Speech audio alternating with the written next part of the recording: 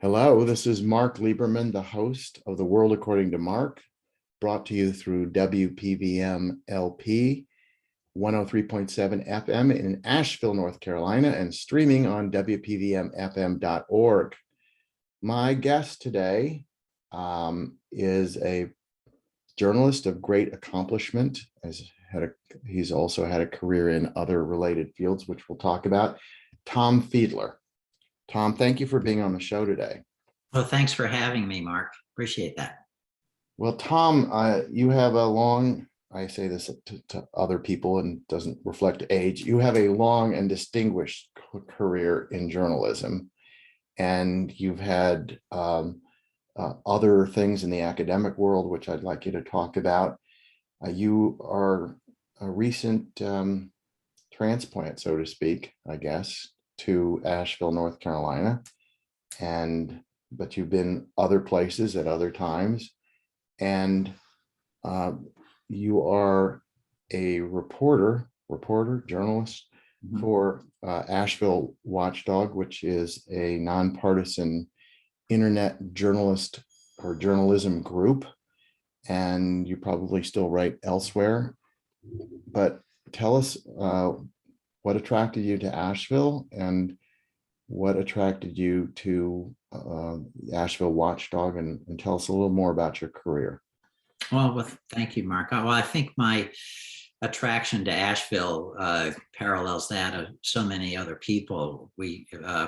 As I'm sure you're aware, I spent most of my journalism career with the Miami Herald, and although I'm a native of New England, we lived in Miami for many years. And I have two daughters, and about the time my daughters were in that age, middle school, early teens, and decided that they wanted to go away to sleepaway camp, I think as it was then known.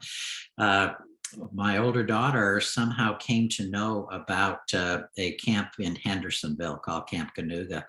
And so my wife and I decided, well, what we'll do, we'll build a little vacation around driving the daughter up to camp and drop her off and just check out the area where we had never been. But we dropped her off, spent a few days here, and really were charmed by it. And every year after that, that daughter and her sister continued to come up here every summer for camp. And then my older daughter actually came here for college. She went to Warren Wilson.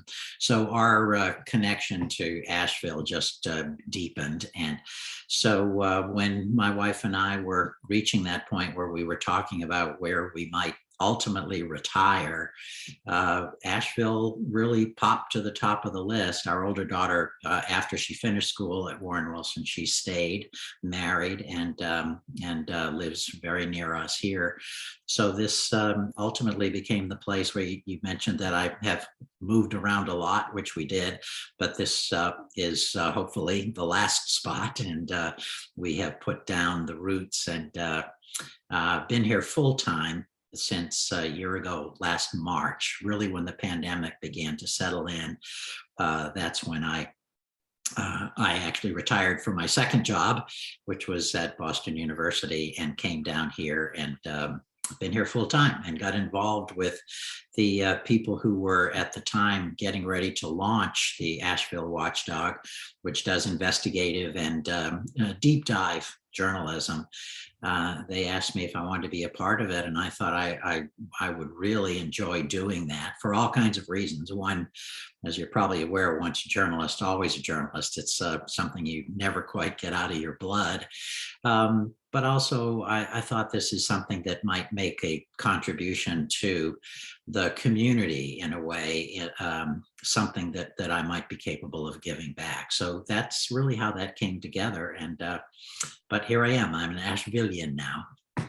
Well, I think it's really a great contribution, essentially, to the area that you and certainly so many of the other folks at Asheville Watchdog and other of the journalistic endeavors have been attracted to Asheville. Obviously, there's a lot of good in the area and a lot of things that do attract people, and not just journalists. it attracted a former lawyer. Um, but that having the collection of talent and the experience that people bring from other areas, I think, is another thing that makes it a great place to be. So you were at the Herald for over 30 years. That's correct. Right. Started there in 1973, and I left in 2007 to go up to Boston. I spent a year at Harvard. I was a visiting lecturer at Harvard at the Kennedy School, and then became dean of the College of Communication at Boston University, which is right across the river from Harvard. So that spent the last 13 years there. So two quick questions. First, the Miami Herald that you were a full-time journalist for is not the same Miami Herald today as few of the major big city newspapers are. Did you see some of what we're experiencing now in terms of the loss of journalists, the reductions in subscriptions and advertising contributing to, a sort of a condensation, which is not the right word I was searching for, back when you were still working for them full time? Yeah, well, it was certainly that transition. Maybe that's maybe too much of a euphemism. That what became ultimately the collapse of the business model that supported newspapers certainly was underway during my time there. I was executive editor of the paper my last 6 years there. And that was a time when budgets were being cut. Certainly the impact on our business side revenues was being felt, and the squeeze was beginning. The biggest collapse, I'm sure you're well aware, when somebody like Craig Newmark comes in with Craigslist and decides that everybody can put up a classified ad at zero cost. And, we're trying to sell classified ads at the same time at an extraordinary cost. Zero beats whatever the price you're putting out there is. And that really began. And as the internet became more and more a destination for people, and printed media, the newspaper particularly, less and less, that spiral began and was really beginning to take hold during my time there. And the only solution I think that we had, kind of looked at it in two ways. I think there's the journalist view of that, and then there's the people on the business side view. Journalists, for somebody who's who feels that his mission is to tell stories, to be a watchdog for government, accountability journalism, so forth, then the more people who would find your stories and read your stories, the greater that impact. Well, that's all well and good. The problem, and so the internet was, I think in many ways, was welcomed by people on the journalism side, because you no longer have to live within range of a truck that can drop that newspaper off in the morning. You can now live anywhere in the world, and you can read the story that I wrote that just happens to be on a website that in that case was called the MiamiHerald.com. But if the money that would support your efforts in producing that journalism goes away, that of course is the downside. And yes, that's clearly what we've seen. The size of the newsroom, and this is true of just about every newsroom except for a small handful, the New York Times, Washington Post, Wall Street Journal, perhaps, they're dramatically shorter. I think here locally, the Citizen Times has gone from, in the past 10 years, a newsroom of 75 to a newsroom of 12. And newsroom is a bit of a euphemism for what they have. That's really right. Yeah. I mean, people who are full-time engaged in producing those stories locally with a local focus. So that has been certainly the tragedy. But I think I'm trying to be an optimist about this. I think at the same time, there are these instances of community-based journalism that are springing up almost holistically. And we're an example of that. The Asheville Watchdog, we're somewhat unique in that all of us involved in it are longtime journalists. All of us are retired and all of us are volunteers. This is our volunteer work.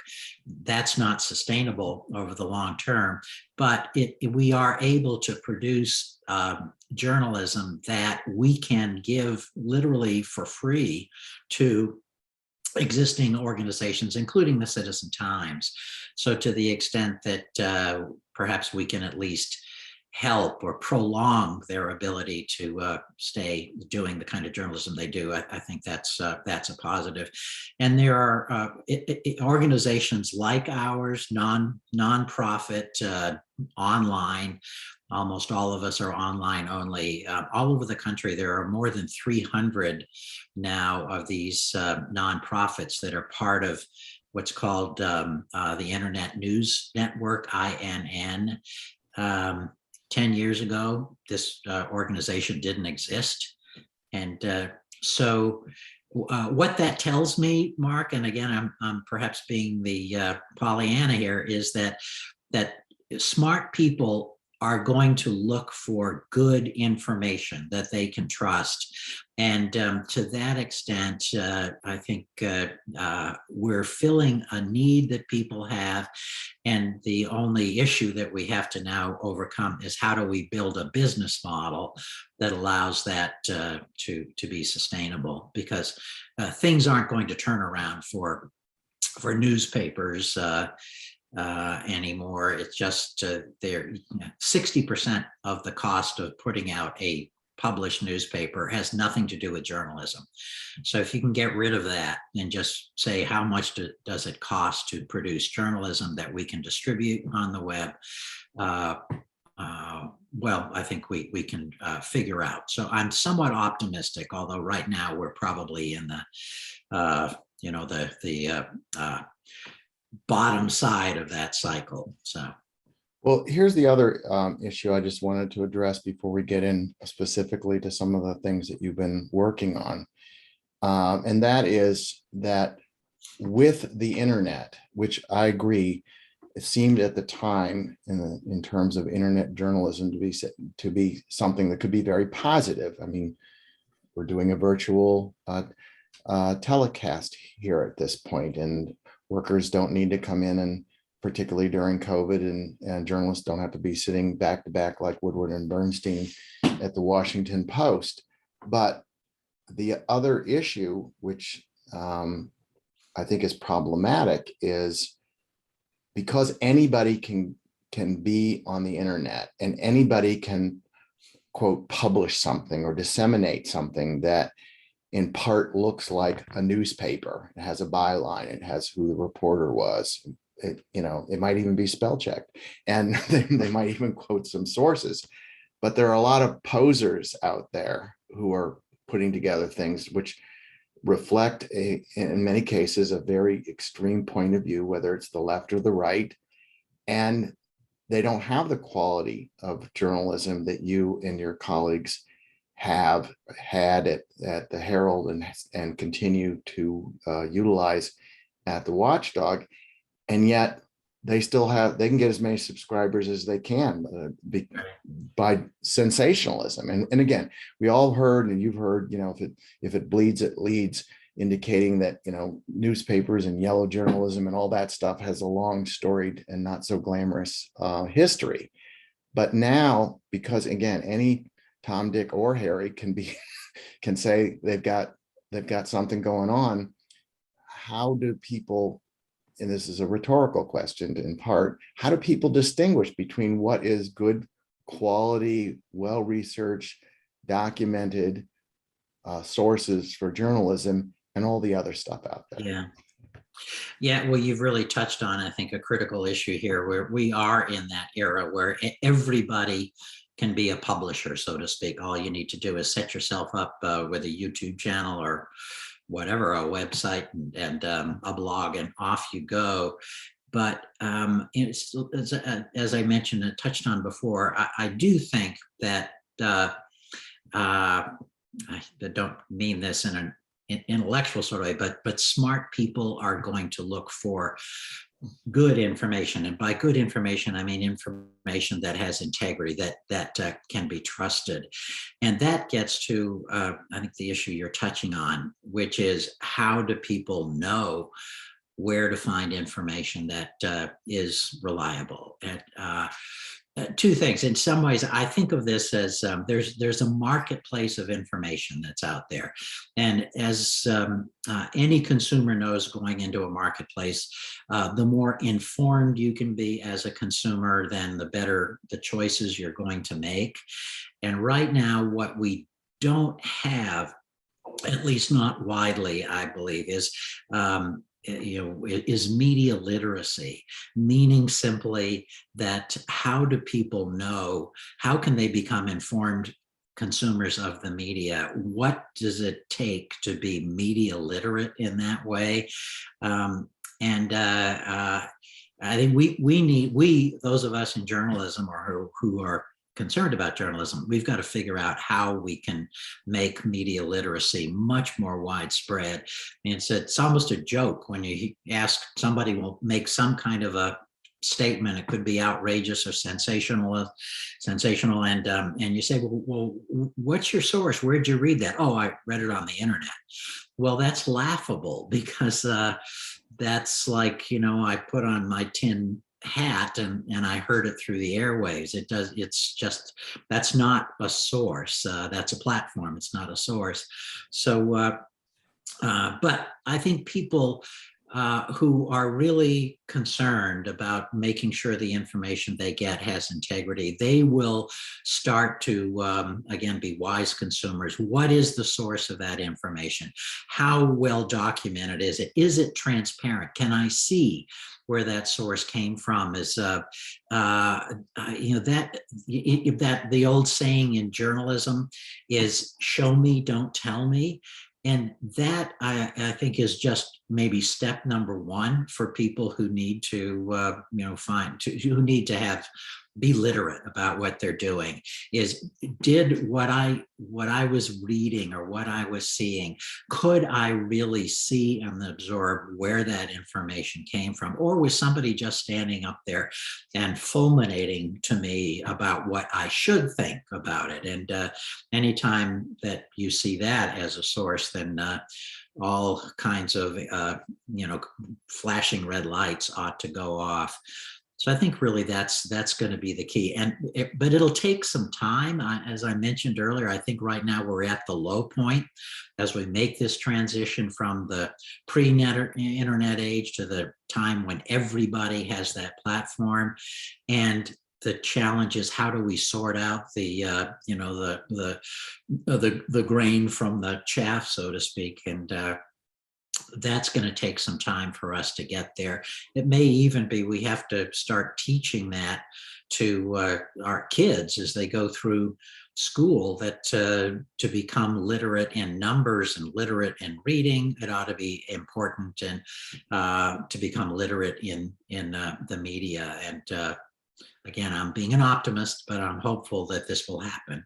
Well, optimism obviously is good and extraordinarily necessary if you are making the effort to get information out there and to preserve your craft. And I say, and others have said as well, it's a fundamental part of democracy. I mean, we've got freedom of speech, which is under assault, and freedom of the press is under assault, but the pillars of our government are supported by good, literate, intellectual, and I don't say that as well as an elitist, but intellectual discussion. But again, without getting too political here, but first, let me pause for a second. I've had Tom Fiedler talking for a while with my constant interruptions, a journalist of many years. I think I can say decades without that sounding like, 8 decades, and he is here in the Western North Carolina, Asheville area, and a volunteer journalist with the Asheville Watchdog.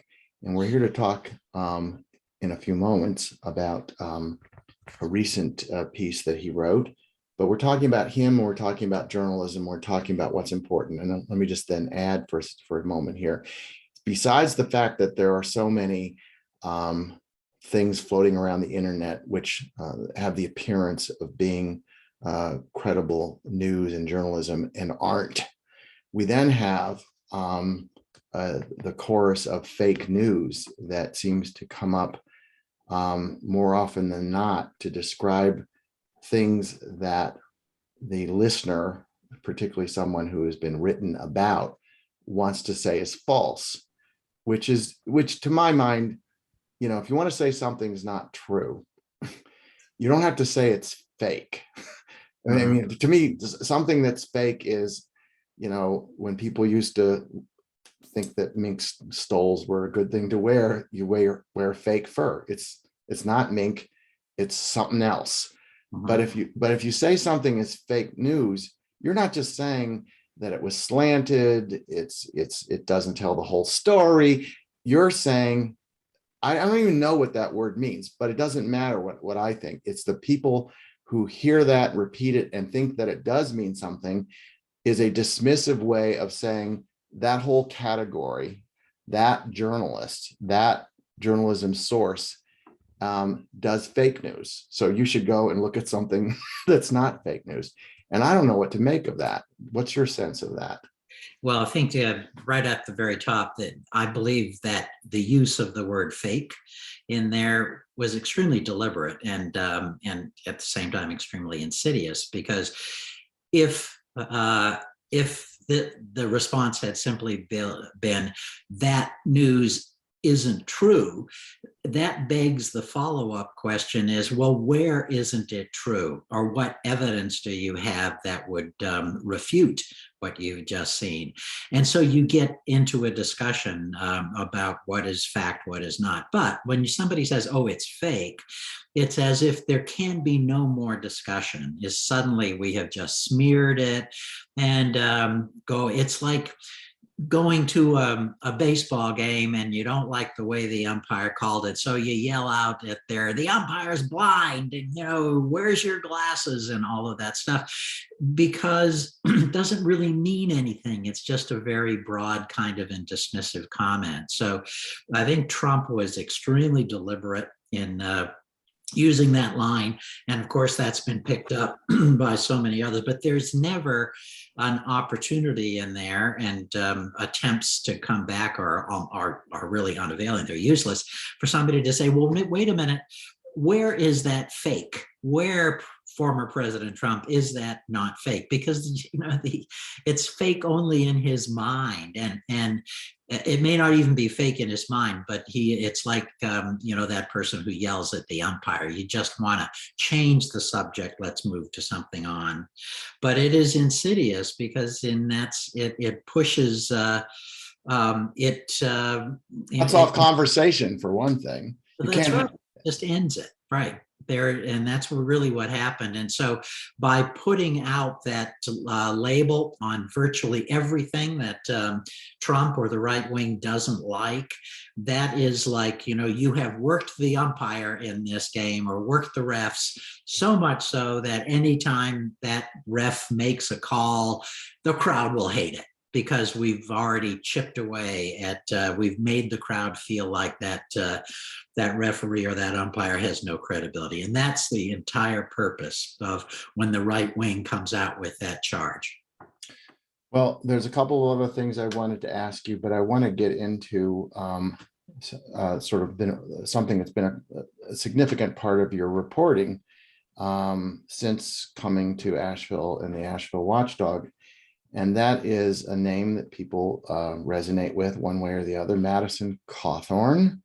Madison Cawthorn is currently a member of Congress. He was elected from what is referred to as District 11, if I have those numbers right. And you and Madison had a sort of an interesting introduction to one another.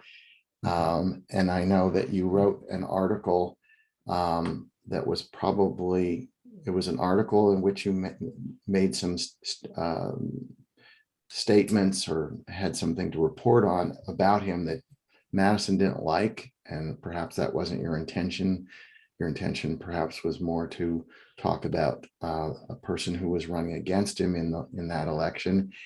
And Madison went all out after you. In other words, he went after you and he went all out, in my opinion. Can you talk a little bit about that? Because I think that's a good introduction into an article that just was published, if that's still the right word, by Asheville Watchdog yesterday, but it'll be available obviously for people to read at any time, one of the benefits of internet journalism. So tell us about that incident. Well, that you're referring to his attack on me during his initial campaign. That really grew out of some reporting that I was doing when he was he initially was in a runoff for the Republican nomination with a woman named Linda Bennett, and one of the things that he was relying very heavily on in his campaign was the narrative he had put out there is that he was this obviously young, ambitious young man who was, as he would put it, on his way toward, in his filling out his vision of becoming a career. He wanted to be a Marine officer, and he was going to do that by going to the Naval Academy at Annapolis. And his ads and in his speeches, he would talk about how his plans to do that were, and he used the word derailed by this tragic auto crash that he was in that left him a paraplegic. So he has went in a different direction. But that idea that here was this young man who had so much promise and dreamed to do service to the country in the Marine Corps, that only because of this tragedy he couldn't do it. So he was now in public service. Well, I found it interesting and curious that he seemed to me carefully to describe his plan to go to the Naval Academy as by saying he had been nominated to Annapolis, to the Naval Academy. And that's a critical word. My undergraduate degree is from the United States Merchant Marine Academy, which one of the 5 academies, and it operates in the same way, is that in order to be admitted there, you are initially have to be nominated primarily by members of Congress or senators. And then after that nomination, you then go through a further screening process that's largely done by the admissions committee at the academies. And ultimately out of that comes an appointment. And I thought it's interesting that Cawthorn is only using the word nominated, and yet he's implying that he was ready to go in. So I dug into it, and I found out that in a lawsuit that grew out of his auto accident, when he was questioned under oath, the lawyer for the insurance company asked him the question about, well, when did he know that he wasn't going to go to the Naval Academy? And Cawthorn admitted that he had already been rejected by the Naval Academy before his accident. He had been nominated because at that time, Congressman Mark Meadows had nominated him, but he never had the appointment. So this entire narrative that he was using and that he was spending, tens of thousands of dollars to put out on television was a lie. And I wrote that story, and I pointed out a number of other things that he was doing that raised issues about his credibility. That's what touched off, I think, his response. What he did is, and his campaign handlers, they looked back, and my last semester at Boston University, I was on a sabbatical, which academics frequently do when they want to get involved and do research on something.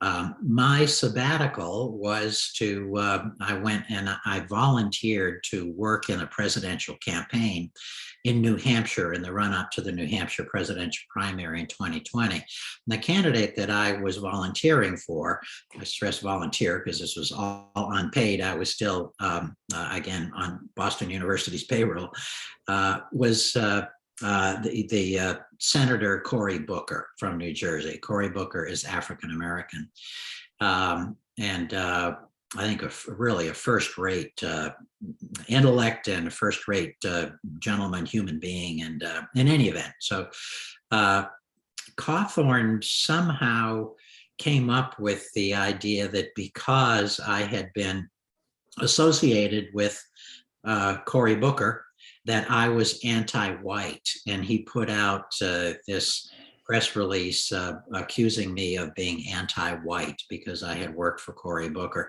which of course was a terrible insult. I mean, I didn't quite know what to make of that, but it was clearly insulting to Cory Booker, the implication being that if I was working for Cory Booker, then he was probably anti-white, which I think was terribly insulting. And ultimately, I think even Cawthorn realized that that was not a good thing and made some kind of lame apology, not to me, but to Senator Booker. So that's really where that, I think, came from.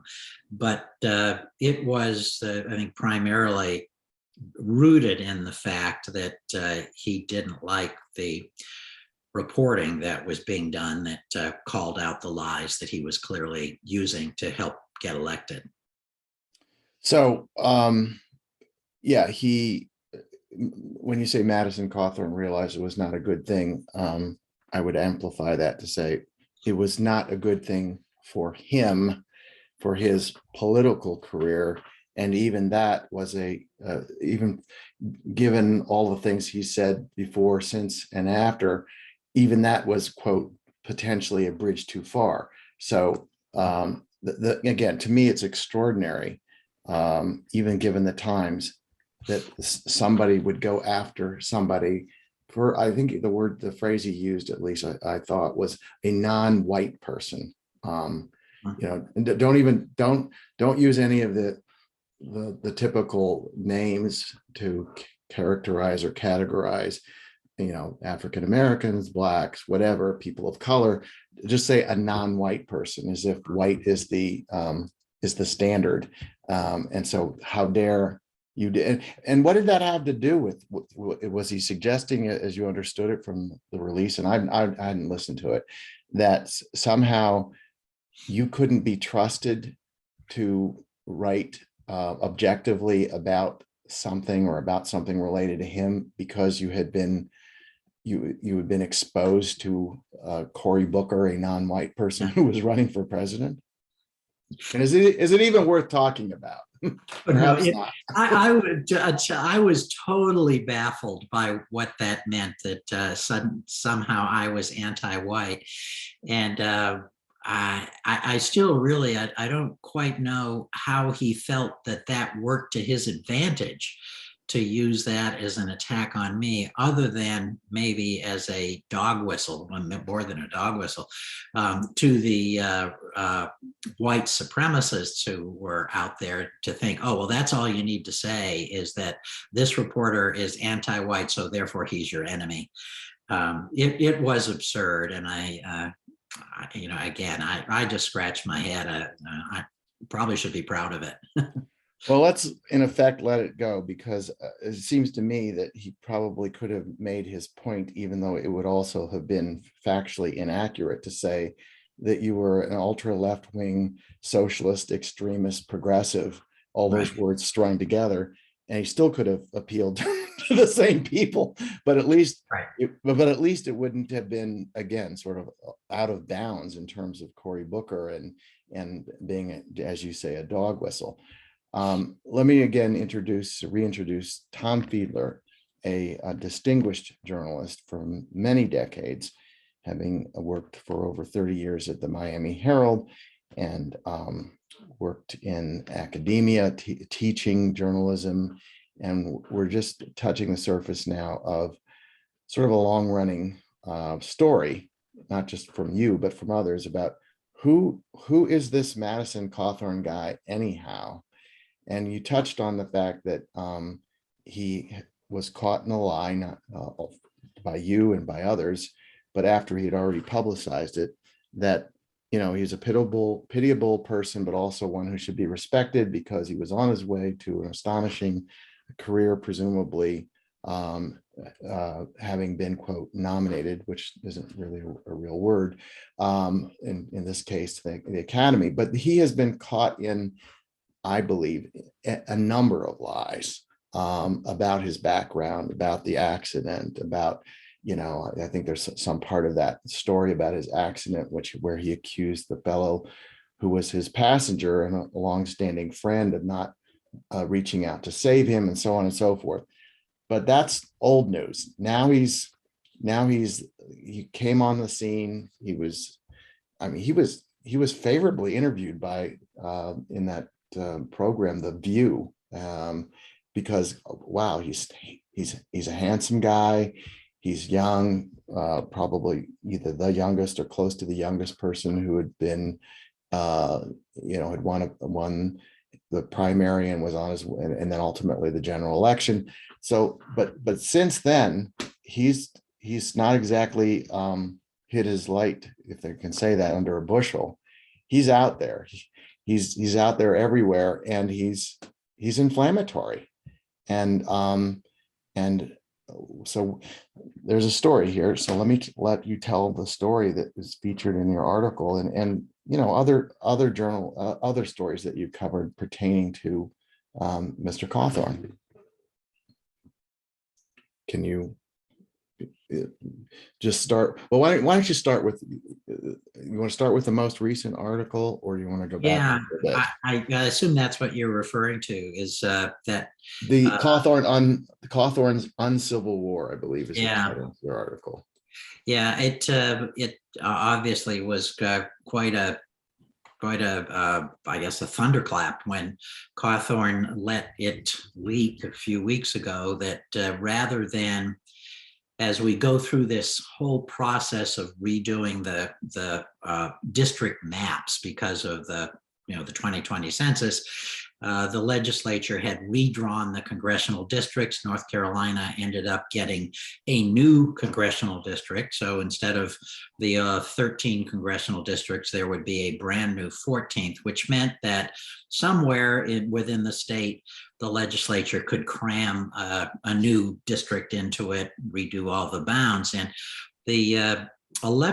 the original 11th congressional district, which Cawthorn represents, basically runs all along the Western Mountains, goes from Cherokee in the far west on the Georgia border, all the way up almost to Boone, and which is Watauga County. And then it stretches a little bit to the east. It goes down to Polk and Rutherford County, McDowell County, as you head a little bit east. Well, what the legislature did is decided that it was going to extend the district, what had been the 11th, change the name to the 14th, stretch it a little bit to the northeast, and add Watauga County, Boone, into that, and chop off those eastern counties and put them into this new, what they call the 13th congressional district, which goes from the western suburbs of Charlotte really to the foothills of the mountains.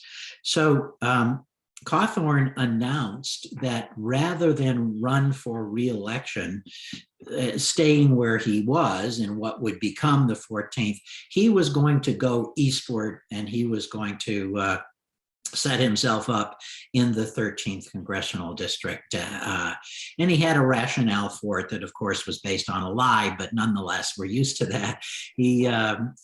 But oddly enough, it is legal. You do not have to live in your district to represent it in Congress, as long as you live within the state. So he was going to excuse me, and Tom, that I think is not unique, but peculiar to North Carolina. Other states presumably have residency requirements that apply to these U.S. congressional districts. Is that a true fact? I don't know if there are exceptions to it, but I do know there's nothing in the Constitution that Right, requires. prohibits it. Yeah, Mhm. right. So unless a state added onto it, it would be legal. It was here. But he decides that he is going to move his base eastward toward Charlotte. And the way he portrayed it was that he was doing this because it would be spreading his brand of we call constitutional conservatism into an area that if he didn't do that, it would be taken over by these, he used the word, go along to get along establishment Republicans. And the person that he really had in mind is the current Speaker of the North Carolina House, a guy named Tim Moore, who had expressed not only interest in running for that congressional seat, but it's where he lives. And he's right in the heart of what will be that new district. And then Cawthorn continued, he went on to say, but, to his constituents now, he said, but don't, I'm paraphrasing here, obviously, don't worry about it. I will make sure that whoever succeeds me back here in the mountains will be, essentially under my control. And in fact, he has endorsed one of the candidates, Michelle Woodhouse, to be that person. So in his mind, what Cawthorn was thinking is that he would not only easily win this new district that he was moving into, but he would be the puppet master of the person who took his old one. So he would have established a fiefdom that includes 2 congressional districts. This was the grandiose vision. Well, that grandiose vision, I guess to put it mildly, is not shared by the existing establishment Republican Party, which is essentially revolves around Raleigh, heavily around the state capital there. And the person who is probably singly most responsible for building the establishment Republican Party, he oversees a foundation. His name is Arthur Pope.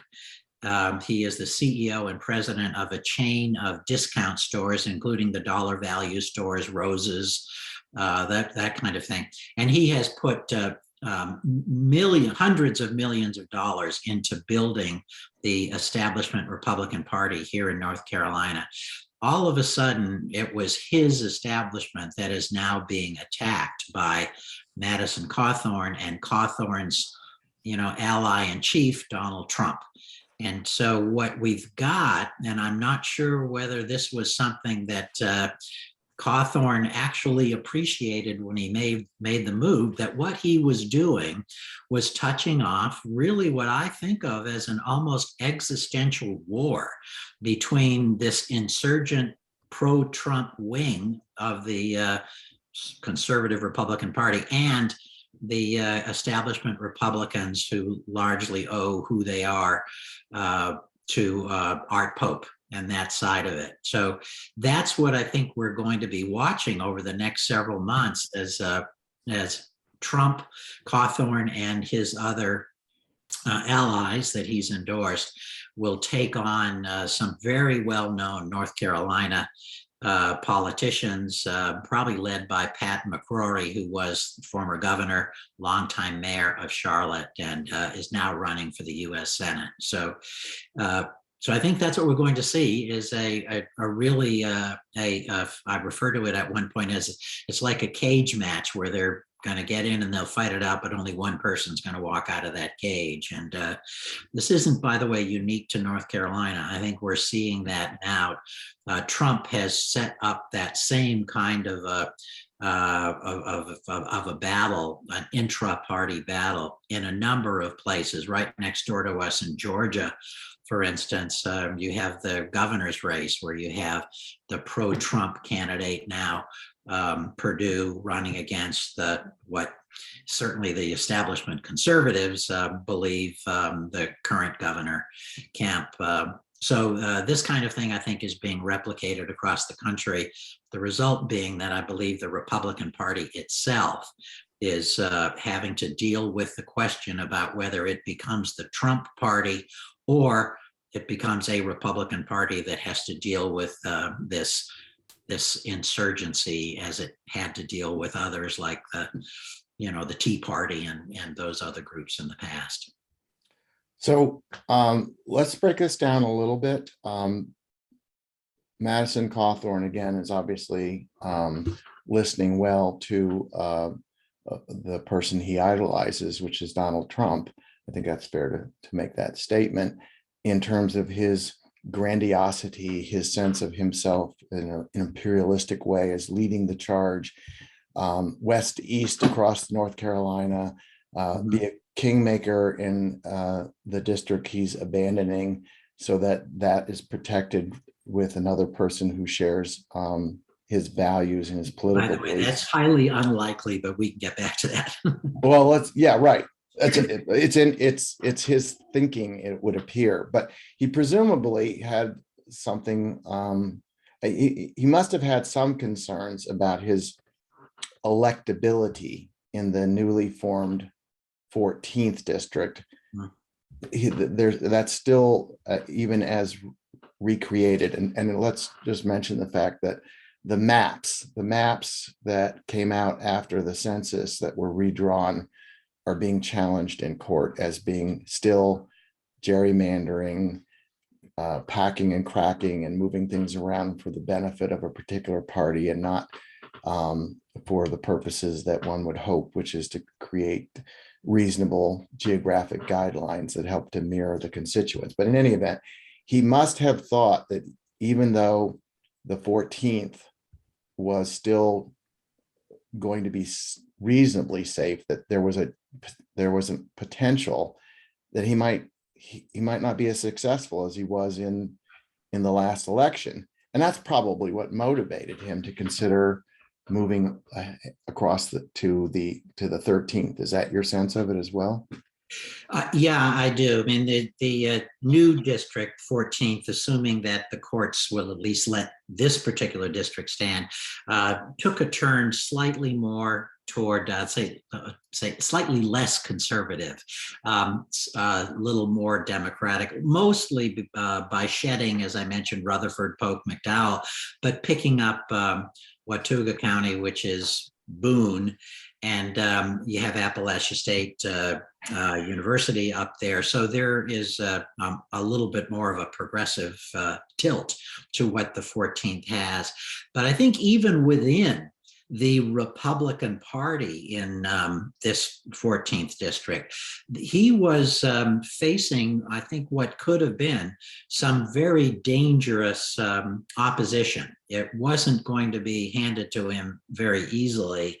Even initially, even though the people who had declared to run against him were in a sense, political newcomers, they had a resume that would, I think, be very attractive. I'll only mention one, not to disparage the others, but one of the candidates that came out early is a retired Army colonel by the name of Rod Honeycutt. Rod Honeycutt's family is many generations deep here in the mountains. Woodfin, for instance, pioneers in there. He graduated from high school here, enlisted in the Army a few days after he graduated from high school, so as a private, and yet very quickly was identified by the Army as apparently a leader. They put him through college. He ended up getting 2 master's degrees, and he came out, he retired last summer as a full colonel with an extraordinary Army background. And of course, he maintains deep ties in here. He, I think, already has chipped away considerably at what had been Cawthorn's base when Cawthorn first ran. So he posed a threat. But more recently, I think the acknowledged front runner to jump in is State Senator Chuck Edwards. Appropriations chair in Raleigh now, but a very successful, I believe, a 4-term member of the state legislature. So he has now gotten into this race after Cawthorn abandoned it, and Cawthorn put his hand-picked person, Michelle Woodhouse, there. Michelle Woodhouse is basically a party functionary. She was, worked around helping organize things. She was kind of his fixer, Cawthorn's fixer. Didn't make herself any friends doing that. I think she will very quickly get knocked out of this race. And so it, even before Chuck Edwards got in, I think Cawthorn was in a situation where his reputation was going to get battered, if not beaten. And he also, I think, recognized that as long as he stayed in the mountains, he would be marginalized in terms of becoming a statewide figure. And his dream is to become governor of North Carolina. And I don't think he felt that you could become governor of North Carolina if you just stayed in Asheville. Maybe that's something that even, old Vance maybe learned back during the Civil War, is you got to go east in order to become governor of this state. So there he is. So he's made his move toward Raleigh, but he has, baited the bear in doing that, and that he has now triggered this pushback from the Republican establishment. And even though the establishment hasn't yet come up with I think a big name candidate to take him on, the House Speaker Tim Moore backed out, which was a surprise to a lot of people. And that was at least a short-term points in favor of Cawthorn, because he succeeded in getting Moore, who now says he'd rather stay in state government, which is probably a cover. I think so. So Madison did score a bucket there essentially, but as you say, he's stirred up a hornet's nest. Mm-hmm. And the hornet's nest, again, he's not just content in going after Pelosi and Schumer and Democrats and AOC and whatever. He has he has latched onto this insurgency, as you say, but he stirred up a hornet's nest in North Carolina, as you're saying. In your article, again, if I can just jump to something, there are a number of well-regarded, highly placed, highly influential, quote, establishment Republicans who just basically didn't hold back in attacking. The one fellow that stands out to me is John Hood, who I don't think he's the president any longer of the John Locke Foundation, but okay, so he is. He came out with this statement that's in your article. Madison Cawthorn is a callow and appallingly ignorant young man who regularly embarrasses conservatives and Republicans, whether they admit it or not. So there's a guy who wields a lot of power, has a lot of following, and that's a very strong step. It's stronger than most of the Democrats who are That's really right. Yeah. One would say. Right. As they say in the South, he put down the hay where the goats can get it. Okay. That one I hadn't heard. And coming from a guy who lived in Boston, it's good that you have that down. So it's a possible that Madison, with his great inexperienced staff that are also highly paid, that he mishandled this, that he picked a fight with the bear, which is probably another North Carolina expression, and now he may rue the day.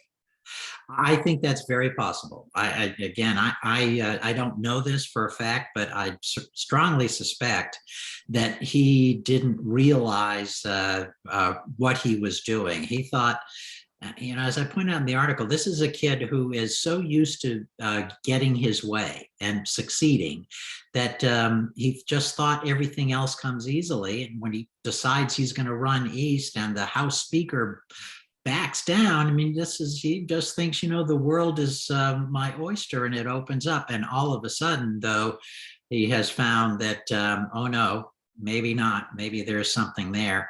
And the person you don't mess with, you mentioned John Hood, but John Hood and the John Locke Foundation, that the person behind that and behind so much else is, as I mentioned, is Art Pope. And I don't know that there are many other states, if any, that has somebody like Art Pope as the single force behind an establishment governing group. It's kind of like he's the Tammany Hall of North Carolina, if you can bring that forward. So I don't think that Cawthorn realized that that's what he was doing. So you've got this Cawthorn as Donald Trump's kind of face, and whoever ends up fighting Cawthorn in 13 as Art Pope's, what is it, this figurehead. It's going to be an astonishing campaign to watch. Well, as you say, nobody's, and least of all you, I'm sure, is counting Madison Cawthorn out. I mean, on paper and a little bit of diligent reporting, revealing, the number of lies and misrepresentations, but the guy raised a ton of money, and he raised a ton of money for what was 11 and now is 14 before he was in excess of $2.4 million as of September. So, and again, nobody has specified exactly where that money's coming from, but there's a indication, a quite good indication, that a lot of that money is coming from outside the state. Yes. And people don't put money into a campaign when they're outside of the state unless they believe that they're betting on a winner who will maintain or give the opportunity to reacquire the majority in the U.S. Congress. But again, having said all that, and all these folks who have been fairly vociferous about Madison Cawthorn not only being an upstart, Madison Cawthorn, saying horrible things or nasty things or accusatory things, whatever, about others, there's no anointed person yet for challenging Cawthorn in the 13th. I'm looking at my gerrymandered map here, the 13th. And, it looks like the primaries might be put off until this map thing gets straightened out. But it's starting to get a little bit late in the evening to not have somebody and to not do an extensive fundraising effort in order to have a shot at putting up a credible candidate who could beat a Cawthorn in the primary. And again, I'm assuming that the new district that Cawthorn is running from, although it has some Democratic or independent, possibly Democrat leaning electorate, is still something that, all things considered, he ought to be able to retain as just being, if he comes out of a primary, the Republican primary. Well, it's certainly the district itself clearly was drawn with maintaining the Republican domination at large, irrespective of who the Republican nominee would be. So that's there. Still, I think one of the things to keep in mind about the money that Cawthorn has, he's at the end of his last report, which was September 30th, he had shown he had raised about $2.3 million, but he had spent more than 2.1 million of that, which left him with about $200,000 basically in cash to spend. So, he doesn't have, he's not as deep pocketed as it may seem. But also, the primary reason why people raise money is to be able to, number one, get name recognition in the district you're running in, and then number two, to be able to put together, some ground troops and TV and that sort of thing. Cawthorn doesn't need name recognition. He has got that in spades. The problem he has is that it's a lot of that is negative. That so the more people, the more he spends to put his name out there, the more angry he's apt to make people who want to see him beaten. So I think that the money is not so difficult as long as whoever emerges either as the Democrat or as his primary party opponent has enough money to at least get somewhat known, which is going to be a fraction of the amount of money that Yes, because the big motivator that people will have anytime Cawthorn's name is on the ballot is to go out and try to defeat him. So if you had Bugs Bunny running against Madison Cawthorn, Bugs Bunny would probably get a lot of votes without spending any money. No offense to Bugs Bunny. So we'll see how that goes. I do think the establishment wing of the party is still very much engaged since the Supreme Court has given essentially some grace period for new potential candidates to emerge on the Republican side. So I think the establishment party's recruitment efforts are going to get stepped up in the next several, who knows, weeks, I guess. And we'll see where that goes. If a big name steps in, and I don't have any suggestions, this could be an even tougher fight for Cawthorn than he has in mind. But almost certainly, I think what Cawthorn is going to find out is that his ability to then handpick his successor back in what will be 14 back in the mountains, that's gone. That he's not going to be able to do that. So his movement of his vision of overseeing a 2 congressional district domain, that's I think out the window now. So I guess my sense of sort of recapping this as we get close to the end of the hour is, it seems like what is the dynamic here that's going to play out is, can Madison Cawthorn rally the troops by virtue of being a absolute acolyte, dyed-in-the-wool Trump person who Trump's supporting obviously in the new election, and certainly did after Cawthorn won the runoff primary. Is that going to be enough? Because this issue of the Trump side versus the non-Trump side versus the people that don't really like Trump and aren't really willing to come out and say that yet because they're fearful.